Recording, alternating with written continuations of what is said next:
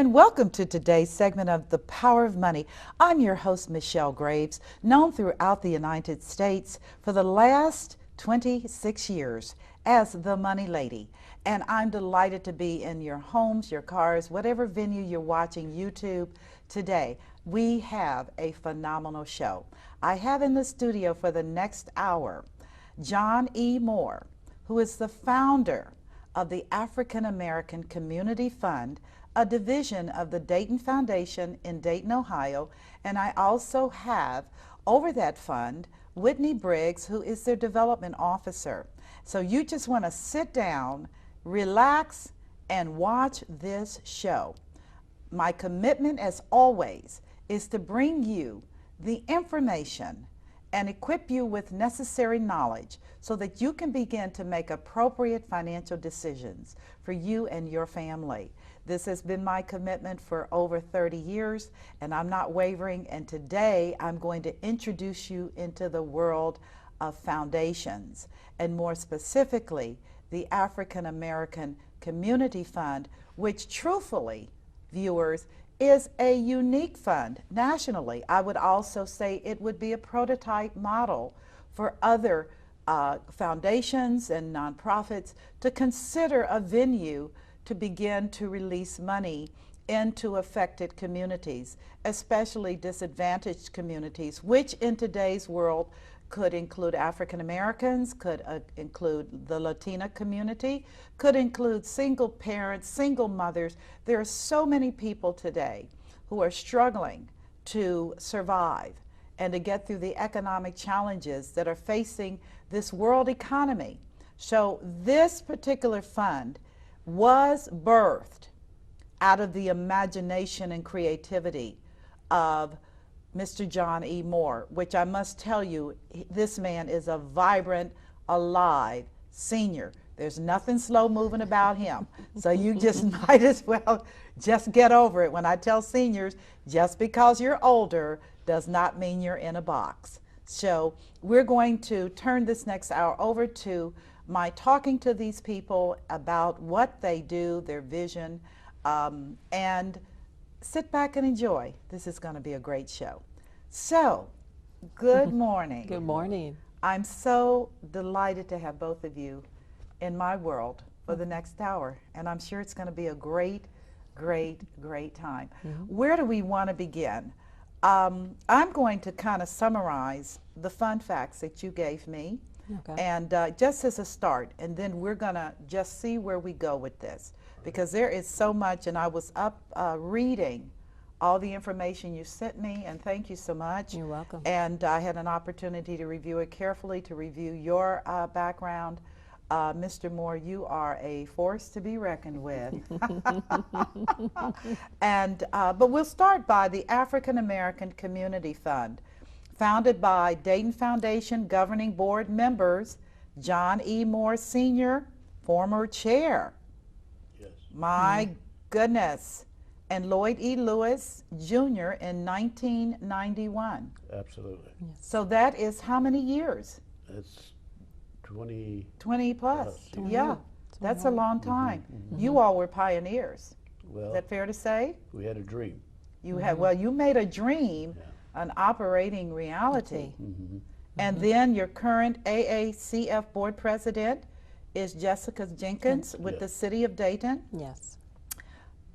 This fund was created by and for African Americans to promote philanthropy in the African American community and serves as a national model. I want us to talk about that because that's powerful. You began with $50,000 from the Dayton Foundation Governing Board to be used as matching funds. And viewers, that simply means that if they give 50, someone else has to match it with 50. It includes over 130 funds of various types: scholarship, designated, field of interest, discretionary, and the charitable checking account, which I found to be absolutely novel. That was wonderful. The discretionary fund is used to provide grants to various nonprofits as administered by the African American Community Fund Grants Committee, which I'm sure you can speak on. Yes. Grant applications are currently available by request by local nonprofits and are due by June 25th of this year. So that deadline is Yes. done. Yes. This is powerful. The African American Community Fund, since inception, has contributed $2,345,410 to nonprofit organizations providing services within the community. That is powerful. And on that note, who wants to start first? Let's talk about the dream. Mr. Moore. Well, when we talk about philanthropy and minority individuals, Yes. minorities have been giving about the same as the broader community in terms of their income to charitable institutions. But for the most part, when we started, the giving was to their churches, their fraternities and sororities and lodges, that type thing. Okay. As a matter of fact, the minority community didn't even know what a community foundation was. And Really? absolutely. Okay. But that isn't really all that difficult to understand, because the broader community really didn't know too much about community foundations in about 1978 or so. So there was a real requirement to educate the broader community first. Okay. And then when we started to think about the minority community, we realized that they too had a limited knowledge of what the broader philanthropic challenges and opportunities were. At the time, in about 1989, that type thing, I was going to national foundation meetings, the Council on Foundations. And at the end of each of those meetings that I attended, there was a Black Foundation Executives Caucus that met. Interesting. And it had representatives from most of the major foundations, both private and community foundations. Okay. Cleveland, the Ford Foundation, and some of the heavy hitters happened to be minority leaders.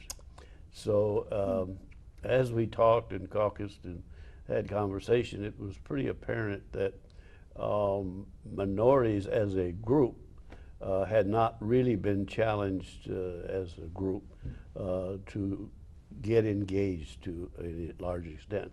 There were minorities who made contributions to community foundations, but the private foundations were funded by corporations or people of means, and they were private to those individuals and corporations. So as I listened and we talked and debated philanthropy, most of the conversation had to do with just simply setting up an account in a community foundation and funding it for minority causes. Okay. Well, that was what had been happening all along. I mean, there were accounts set up in different foundations for minority causes, but they were funded by other interests like corporations and individuals who were not necessarily minority persons. So it was my thought that we needed to get the minority community more engaged and committed, and some of us had started to have a little bit of money. Okay. Okay. Because Okay. granted that the minority community, even now when we look at the net worth, Right. we're 20 times less Right. Right.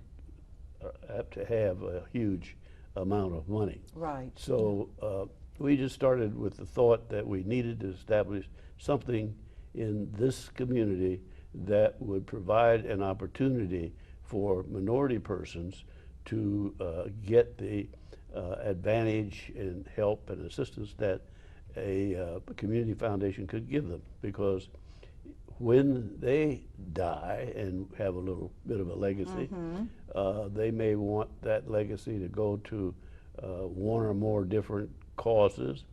And as a result of those conversations, we came back to Dayton and the Dayton Foundation was truly supportive. That is so powerful. Yeah, the Okay. president at the time was a fellow by the name of Fred Bartenstein, and he was really excited about the concept. And Lloyd Lewis Jr., the late Lloyd Lewis Jr., was a member of our board, and I was chair at the time. So we established this idea that we wanted to have an African American community fund. And Lloyd, I asked him to be the first chair. Okay. And Lloyd readily agreed. And of course, Lloyd was a fantastic person.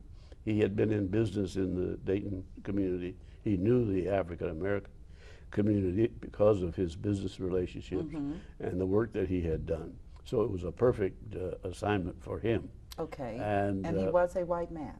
No, he No, was he's a black man. He was a black man. Okay. No, Okay. Wonderful. Wonderful. The Lewis family was a pioneering, so to speak, family. They had a sales and service business in West Dayton. Okay. And they pumped gas, repaired cars, sold appliances. Okay. All right. He He was a businessman. Yes, he was deeply into that. Okay. And then later he worked for the Dayton Power and Light. He was a military person, so he had a wonderful, well-rounded background.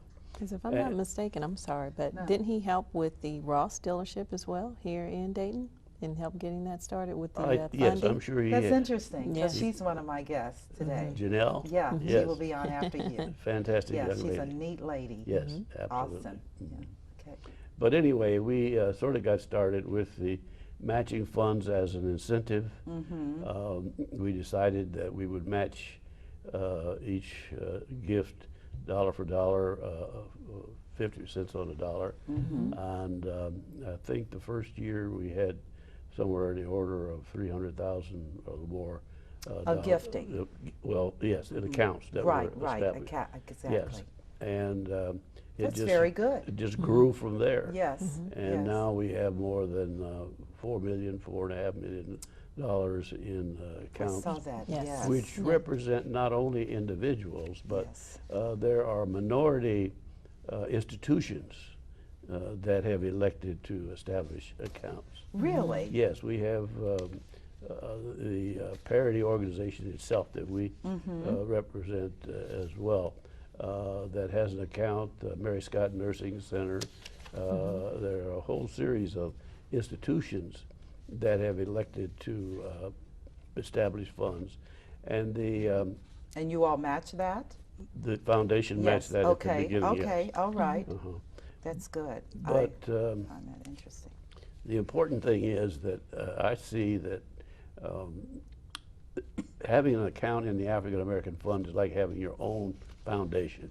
You don't have to do anything, you just put your money in, and there's expert management and credibility in the foundation. And if we were talking about a private foundation, you would find that there are real tax issues Of course. and a lot of management requirements that most folk don't have a clue as to the extent of all that. But if you have an account in the African American Fund, you don't have to worry about any of that, because people like Whitney are experts, and they watch the money, and not only the money that is deposited there, but the important thing is that it is invested, and invested well enough so that there will be a return. In today's market, it's very difficult to get any reasonable return. So but we want to make sure principal is intact. we want to keep the principal Yes, intact, that's key. and we want to make sure that we earn enough money that we can make distribution to the different causes that the donors are interested in. If you or I or anyone were to establish an account, you as a donor can elect to advise as to how you want that money to go and to distribute it to those causes. You may want to do scholarships, you may want to give it to your church, you may want to give it to your sorority, you may want to give it to any one of a number of things that you feel are important. But the fact is there is real flexibility in terms of the kind of contract that can be developed for your money in the foundation. It isn't dedicated unless you want to designate it. In some cases, in my case, when I decide to leave this world, I'm going to leave the decision making as to where that money goes to the foundation membership, because they have will have a better perception of where the needs are long term on a continuing basis. So there's almost any kind of arrangement that you or anyone would like that can be established, so that the income from your fund will be not only managed, but it will go to the place that you really want it to go. Now let me ask you a question, because one of the nice, powerful venues for any type of a foundation, of course, is the tax benefits, the ability to put family and many times into salary positions, that type of thing in a traditional private foundation. Does this operate in that way, or are you just simply writing your legacy request and designating that the money be used in certain ways? How does that work, Ms. Briggs? You want to explain that, Whitney? Sure. Okay. Essentially, no, it's not that you could elect to have, family members participate. As a community foundation, we essentially would do all of those kind of back office functions, kind of what you're thinking of. Okay. And so donors, as Mr. Moore stated, would create a fund. We'd have different types that are offered.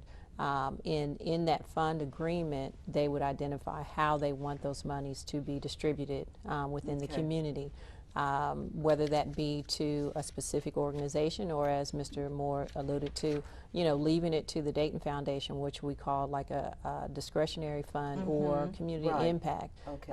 So there's different ways that a donor can identify how they want the monies distributed. Again, you could have it go to several different charities. That is one of the requirements with a community foundation, in that the monies have to be distributed to a 501c3. Absolutely. So as far as individuals, you would not be able to give monies to an individual per se, but it has to go to a 501c3. Now, the list of the different funds, the Darrell Ward Scholarship Fund, the Thursa Fraser Scholarship Fund. That's a big one, 307,006. Is that that's what you mean when you refer to designated funds? You can look at what you all currently offer, and if it isn't what you want, you can identify conceptually what you'd want to do. Exactly. I mean, the different services or types of funds. So, for example, that being a designated fund for scholarships, with the Thrizer Fraser Scholarship. I'm still trying to get that out of my tongue. I was like, okay, this is a good one. But it is for her husband. Actually created that fund in her name. She was a first African American within higher education. I believe it was at Wilberforce University. And so he created that to have her legacy live on. One of the other services, which you kind of mentioned, was the charitable checking account. That's really kind of an introductory service to philanthropy. As mentioned, how does that work? It is very easy. It's okay, very I like easy. I'm kind of like press the button, simple, please. With that, you can actually go online and set up that service through the Dayton Foundation website. You can either do it online, or you can fill out a physical application. There are no minimums required. There are no fees associated with it. However, it does not have the investment component that you mentioned previously. Again, trying to utilize it as an introduction to philanthropy or community foundations. It's kind of like, okay, well, let me try it, see how it works. A lot of times people will utilize it to distribute to their churches, or if they give to their sororities or fraternities. So you've got everything in one place, as opposed to, okay, let me write a check for this, let me write a check for that. You can utilize the charitable checking account. We also have an online component with it, just like a bank, your checking account. If you want to go in and identify you want a check to go to this charity or 501c3, again, you can do all of that online. And your this community fund would fund that particular 501c3? They would distribute the monies as Okay. you designate. Okay. So once you deposit monies into the account, then you identify where you want those monies Really? distributed to. Yes. Well, then that puts us in a national arena. That changes the whole focus. The Dayton Foundation is only one of 7 community foundations nationally that offer that service. Anything in this area outside of you all as far as the community foundation? So, Because I've never heard of it in Cincinnati. I'm just going to be very open with okay. you. You have a not. community foundation down there, What is it? your Cincinnati Foundation. Right, I know. Yeah, but they are technically the same as the Dayton Foundation. Really? And we have talked to representatives of the Sigma Boule, and the Sigma Boule has talked to representatives of the Cincinnati Foundation. And Okay. to my knowledge, they have started an African American Community Fund in the Cincinnati Foundation. And the Sigma Boule down there, Okay. I think, is sort of the group that is marketing this throughout Cincinnati. Okay. And we also have been instrumental in helping the Springfield Community Foundation. Oh, and my they have goodness. Okay. an operational African American Community Fund. I think they've been in business maybe about 5 years or so. Okay, but you all are still the pioneer. Yes, Yes. we, Am I we not in sort terms of Yes. concept and established the execution? model. Right, the model is here. Yes. yeah. Okay, all righty. The other thing about the charitable checking account that also applies to the endowment type account is that the money that you put in, for example, if you have stock that has appreciated, Right. if you donate that or use that to put into the charitable checking account, you get a tax benefit from it. So there's a real tax benefit from So that's on engaging. stocks, but can you move any other assets? yes. You have to liquidate, or do you, to make that type of a donation, do you all do the liquidation? Say a person wants to. They do the processing of whatever the asset Yeah. Okay. happens For to be. stocks, IRAs, we do have within the Dayton Foundation a department that handles that. So if you wanted to, again, you can always use cash. You can use, Oh, cash you can is even king, yeah. use a credit card, believe it or not. As well, people like to get the points, from what I understand. People like to get the points. But yes, My. you can also use, again, stocks, IRAs. People will utilize property. We do have our gift acceptance committee if people want to utilize property to try and fund an agreement. So there's different ways that you can do it, insurance policies as Right. well. So Right. there's a number of ways that you can fund an account with Okay. the Dayton Foundation. Well, I certainly, because legacy planning is something that I've done for, I guess, almost 30 years now. Okay. I've been Oh, involved in okay. CRATs, Okay. and as well as just simply transference of assets. But you want to make sure that there are some tax benefits Yes. Yes. in doing conveyances. That's That correct. is extremely important. I find this to be absolutely fascinating, and I also noted that C.J. McGlynn has a scholarship fund. He was one of Yes. the first to establish an account. An amazing man. Yes. Oh, yes. Oh my God. Yes. I'm serious. His daughter Ryan was on the show, and I consider her a friend.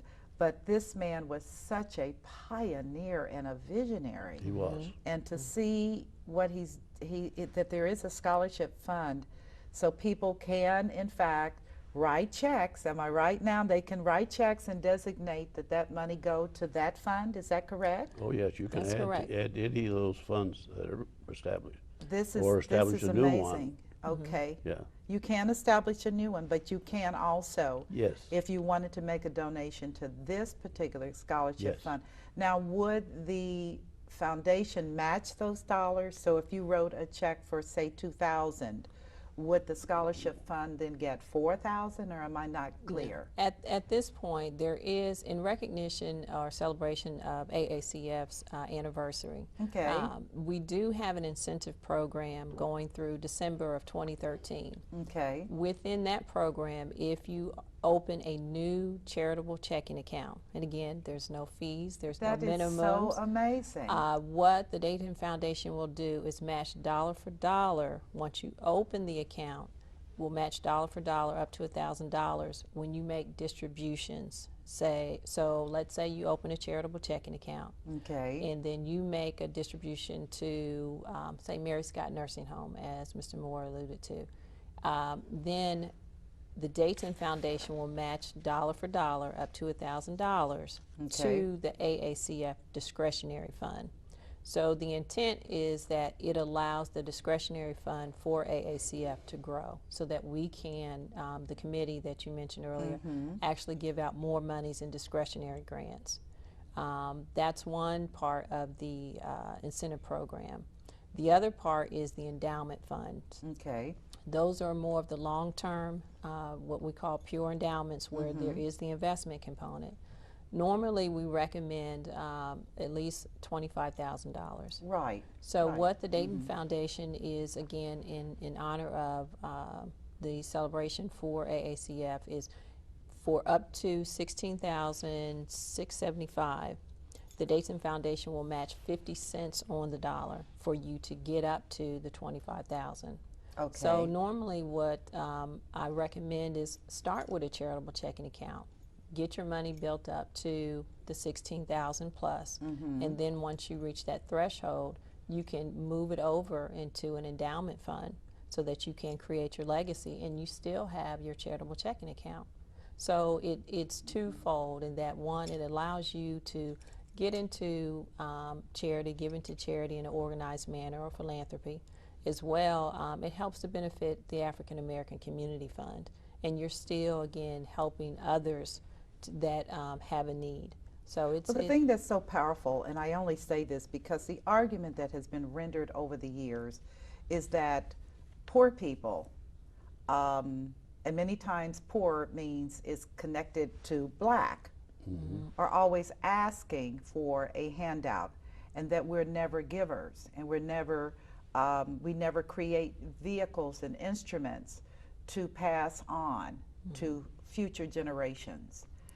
That is a criticism that is often, and I think unfairly, leveled, because you cannot broad sweep people.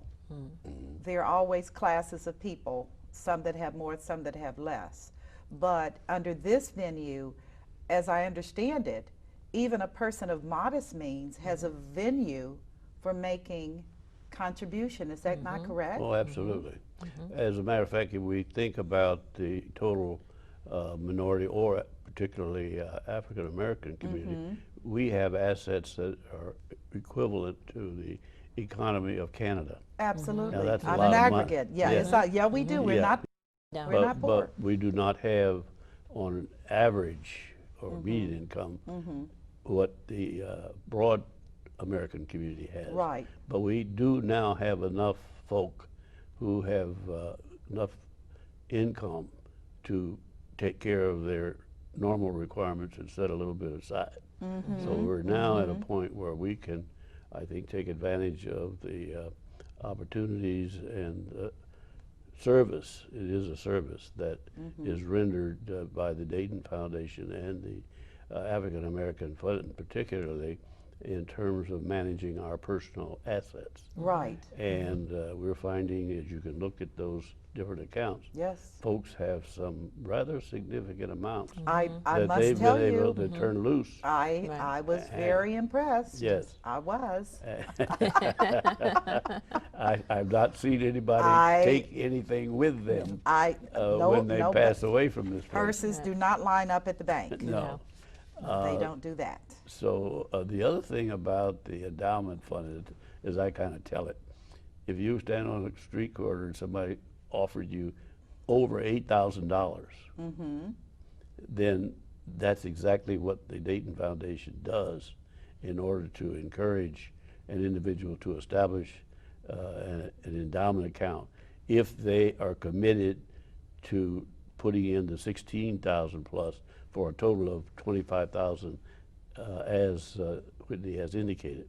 You have to do 2/3, so to speak, and they will put in the remainder. But it's really an $8,000+ gift to an individual or institution during this matching period, which goes through December of 2013. Right, Yes. right. But it's a real opportunity to max out an account. Well, this is, in my estimation, this is really the next step, because I share with people, particularly since my background and my focus in private practice is retirees and seniors and elder. That I deal with legacy regularly. Now, the big challenge today, though, and I'm just thinking, is so many people are worried, seniors, even the well-to-do, about outliving their resources. And how does this compete, or is it, when you look at planning, do your advisors, are they integral to this process? Are they involved and engaged in advising their clients to do this? I would agree that they are. One of the things that we try to do at the Dayton Foundation and as a development officer is work with advisors, estate planners, so that one, their clients know that we exist, and it is a way for them, again, to have their legacy live on. But as far as those individuals, you know, it is being communicated to them that it's out there. Another group that is big now is those individuals who do not have children. Right, as far as a lot of them things don't. to plan for the future. And so this is a way for them, if they have a specific interest within the community, that they could help that to live on as some place to be able to give their monies and help others. So we do strongly encourage people to, you know, become aware of the Community Foundation, see what it is that we do, see how it is that we impact the community, and you know, consider putting this as part of your estate planning. So we do that with the individuals as well as organizations, as Mr. Moore alluded to, and the advisors. So. Well, the thing that comes to me, and of course, the month of November that we're taping as we speak is Long-Term Care Month. That's a very real issue for many, many retirees today, which is, if I become ill and then have to need help, then I'm going to be depleting assets. But the thought that occurred to me as you were speaking is there are products available right now where if you do not use that benefit, you can name a beneficiary. And the thought that occurs to me is that that beneficiary needs to be this fund. That's a possibility. As a matter of fact, we have suggested that folks who have insurance policies that they really don't need the benefits from can designate or donate that policy to their respective fund. As a matter of fact, I have an insurance policy that when I pass on, I think they find a death certificate, send it to the insurance company, the little bit of money is going to go to my and my wife's fund because that was the easiest way for us to put some additional money in our account. Absolutely. But insurance is a wonderful and exceptional opportunity for individuals to make a contribution and not have to take a huge cash lump sum from someplace and put it into well, I'm just thinking this is for long-term planning purposes. That is awesome. Legacy planning. It's the legacy planning. But it just occurred to me as you were speaking, I said, well, the big hot button among seniors today is this issue of long-term care.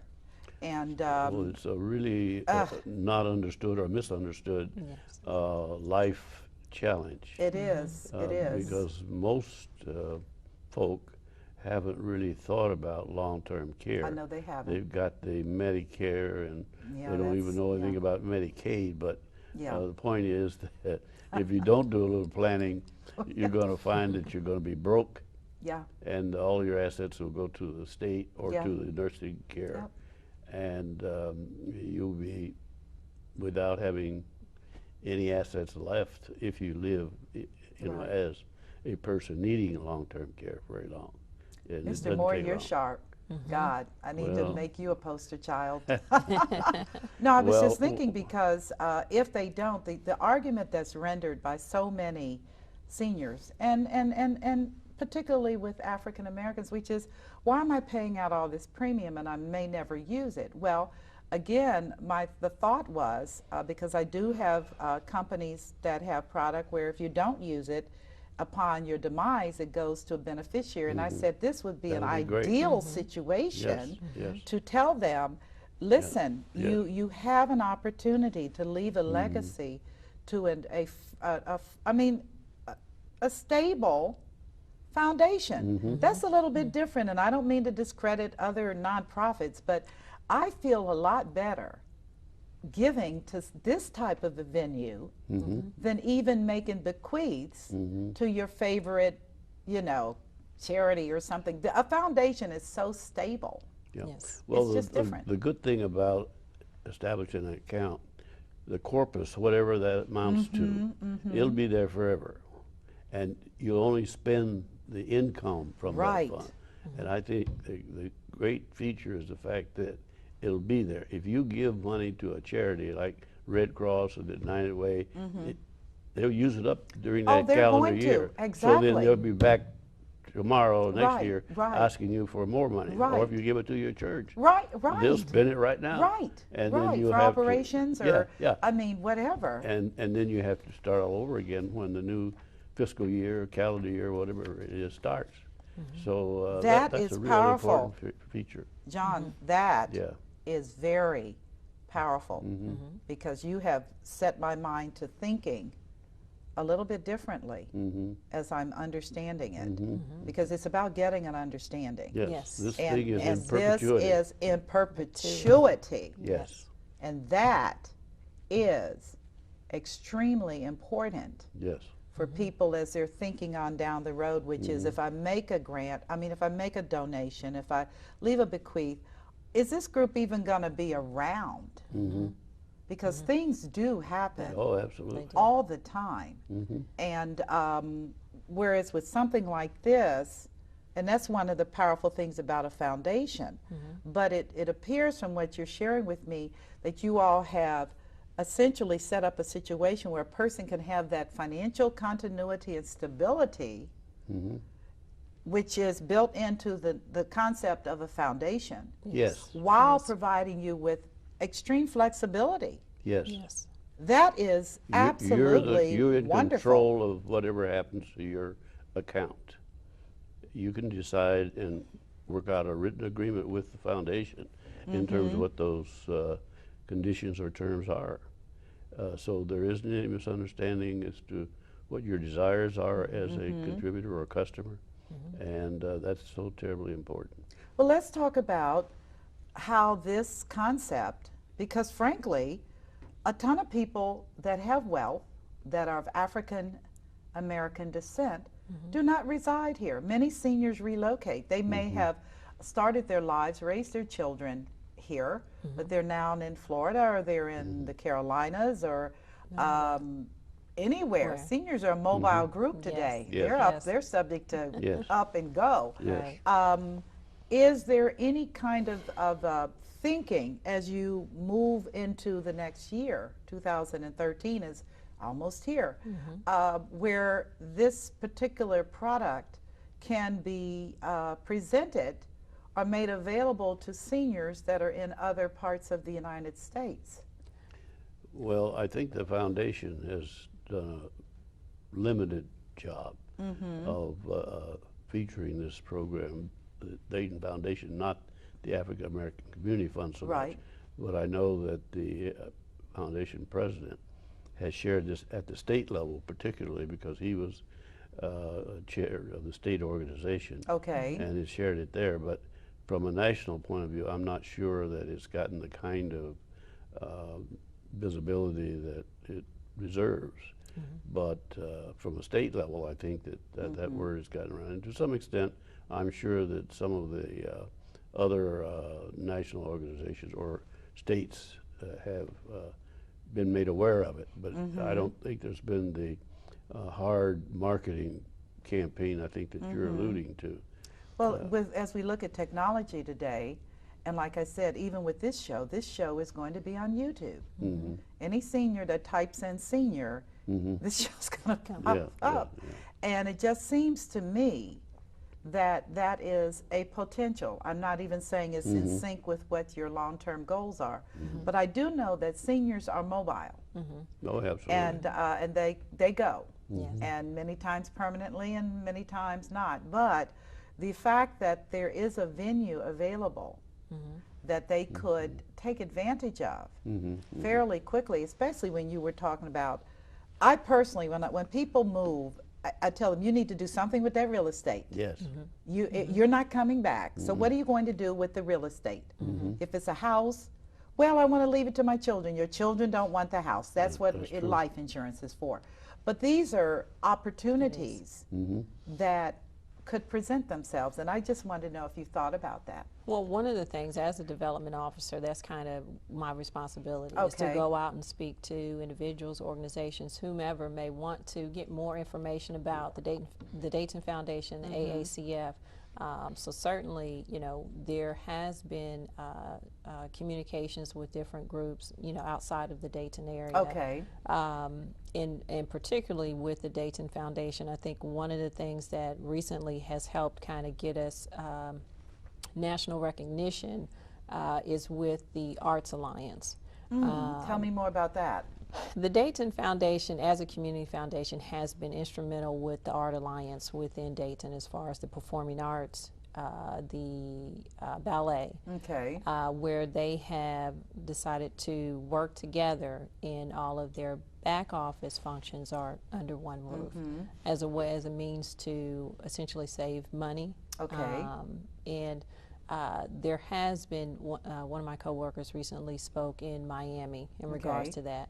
So the Dayton Foundation, just like with the African American Community Fund, has been instrumental in trying to help push different initiatives, that being one of them. And so when you talk about the opportunity to speak to other organizations with outside of the Dayton area, certainly it is there. I think we will be open to speaking about AACF and letting, you know, those different senior groups or others know that it does exist. It is a way for you to leave a legacy. So that opportunity is there. Of your choice. Yes. The thing that's so powerful that that Mr. Moore said, you can actually designate based on your bequeath.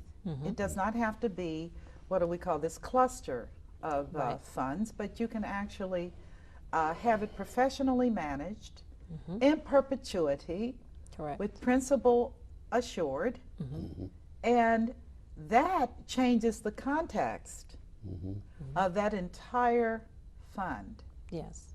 Well, the other thing I think that is important for people to understand and to appreciate is the fact that the foundation is reputable and credible. Yes. We don't mind putting our money in banks, and banks aren't giving you much return these days. But you trust the bank. Somehow you think it's going to be there. You know. As a matter of fact, the federal government guarantees up to $250,000 that you put in there.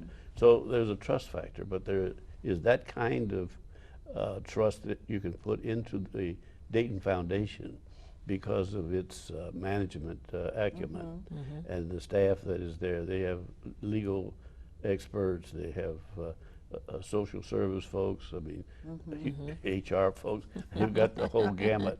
So you're really affiliating with a team of experts and with an organization that is credible, one that's been here, as the Dayton Foundation has, since 1922. So it's not a new venue, it's something that has been here. And I know we're all very suspicious of where we put our money, who we give it to. And I'm just wanting to say that we can be pretty comfortable in terms of putting our assets into a African American Community Fund account with the Dayton Foundation, because they do have that level of expertise. And plus 20 years, your fund. Yes, yes. 20 years, yes. and you were involved with the Dayton Foundation yourself. 20 years prior to that. Yes. Now that is longevity. I told you, Mr. Moore, you're impressive. The Dayton Foundation was at the same point as the African American Community Fund when I first join. Really? The community didn't know what a community foundation was. And we had to go out, we had breakfasts and lunches and people in small groups. We talked to the lawyers, the financial advisors, the accountants, anybody that would listen. And after a while, you know, it took traction. And at that time, we only had about the same level of assets that the African American Community Fund had. But now they're somewhere around $400 million. Oh yeah, Yes. I was pulling up their information too. Yes. So, I was. So yeah. they have achieved great things with regard to growing the corpus of the whole foundation. And it just sort of, I think, speaks to the potential that we have for the African American Community Fund, say 20 years down the road. Oh, I think there's no limit. Yeah, absolutely. As we look at what you're doing, and then I was looking at the different funds through this charitable checking account and what you all are funding through that venue. And it's funny, I saw the Calvin and Adrian Hurd Yes. Family Fund. I'm Yes. having lunch with her today. She's a neat lady. She is. She is a delightful lady, and Yes. I'm Yes. looking forward to that. Yeah, But Calvin serves as the vice president for the AACF board at Really? this time. Yes. this Yes. is such a small world. Yes, it is. And it's getting smaller and Oh, smaller. absolutely. Yes, And it that is good. The other thing I wanted to compliment your endowment fund is that after those two economic dips, and you all are right back on track Oh, yeah. Yeah. in terms of your performance. Well, yeah, and how goes the stock market, so goes the foundation assets. Yes, Yes. that's true, but And, no loss of principal. No. That's what I'm looking Yeah, at. yeah, Yes. yeah. No loss of principal. Yeah, and the gentleman who works with Eugene him. Heflin Yeah, is the Faynos, financial advisor, yes, yes, yeah, for the African American Yeah. Community Fund. Stratus, yeah. He is very conservative with making sure that, you know, again, there is that growth, and as Mr. Moore stated, making sure that there is that comfort that, you know, there's not a loss. Certainly the stock market has been, you know, kind of up and down. It's going to be. That's but just the nature of equity. That's true. Yeah. And so, but still making sure that we stay conservative so that people can have a sense of comfort that, again, the funds are going to be there. Well, I'd like to kind of summarize the following gifts to charity, because I felt this was quite powerful again, that your average annual gift is $139,503. Some of your largest grants are for education. And that is so important today. Yes. Well, people of color, we appreciate education. Education. Well, you know, my grandma said, and you know, we were all just, I mean, as I tell people, black people were poor, and education was the gateway. Well, it was against the law to get an education. You're right. You know, back Back my in the day, grandfather, yeah. also, you know, Yeah, you were supposed to Right. read, right. write, and learn anything. We're there again. It's perfectly legal, but now the issue of the need for these kinds of things. And I was looking at your projections for, again, funding in education and health and human services. Very large commitments, Yes. very large commitments.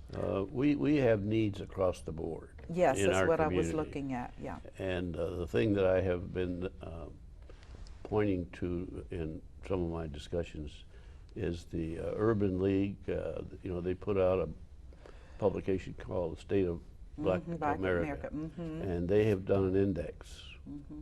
And that index sort of measures from one year to another where we, meaning minorities, are as compared to the broader community.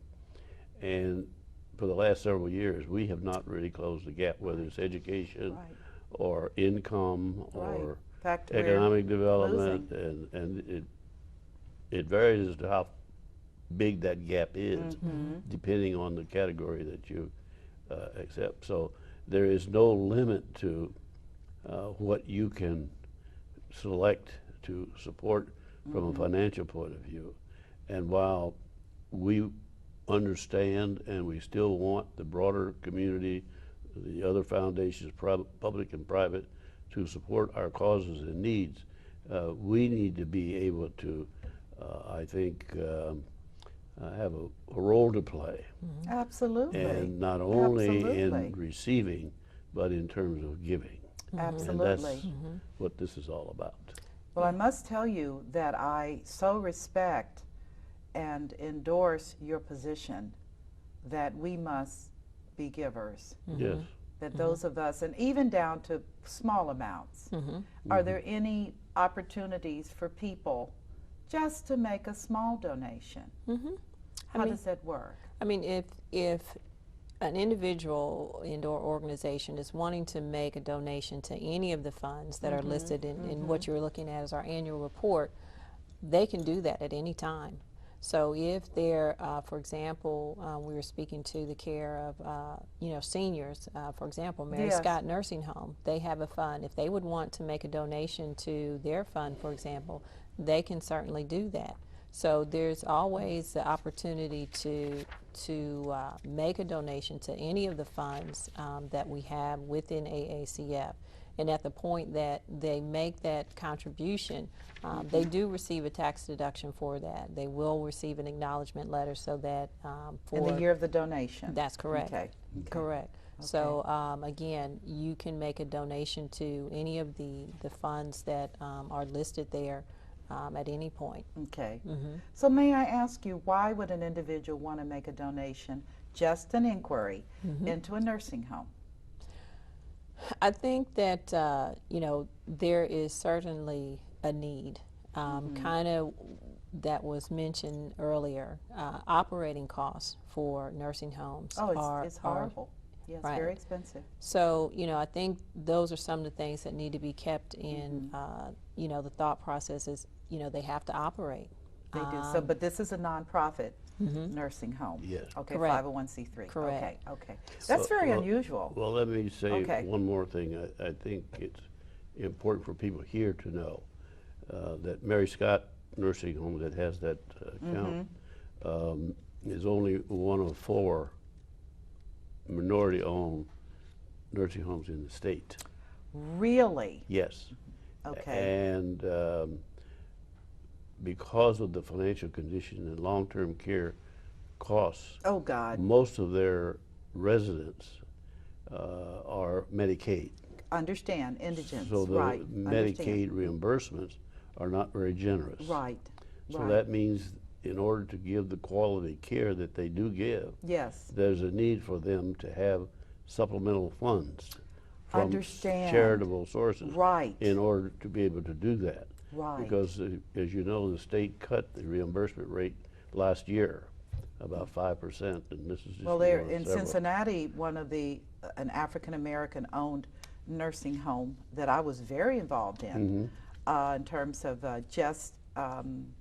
I love seniors. Okay, and they closed their doors. Yes. They could not stay open because of the cutbacks. They can't make in it the on the Medicaid. Medicaid. They cannot. No, we And, raised $3.5 million starting, say, 4 years ago to renovate this facility, and we raised another $500,000 within the last year Yes. to supplement the reimbursement. I think that is so honorable. But I have to tell you that yeah, that is so very, very honorable. Well, time is wrapping up, if you can believe that. It goes Go by fast when you're quickly. having fun. Yes. yes, Yes. absolutely. And I just wanted to ask you just very simply in a minute, what do you see as your largest challenge facing your type of a funding vehicle through the foundation? What do you see as we go through these years ahead? What do you see as your greatest challenge? I would think letting people know, one, that it exists, and Okay. two, understanding that you don't have to be a millionaire To do to a actually found- participate. So, And you, sir?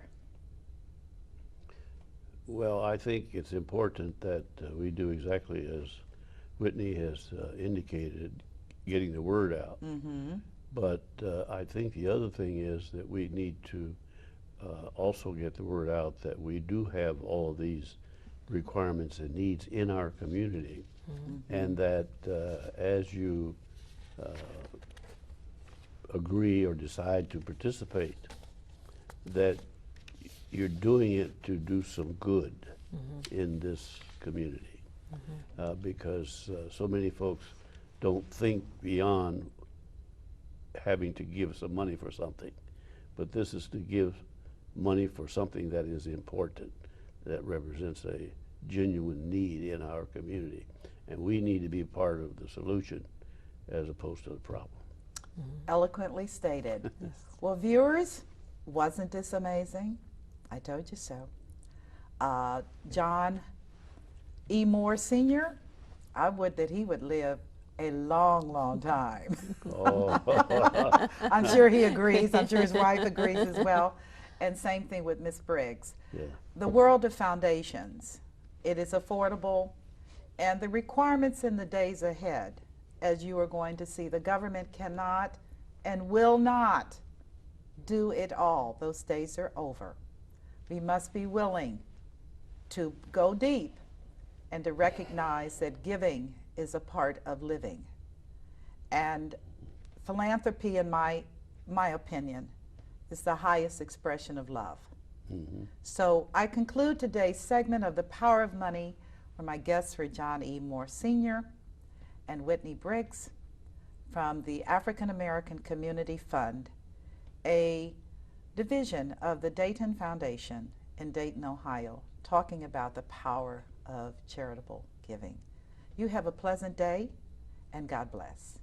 See you next time. Bye-bye.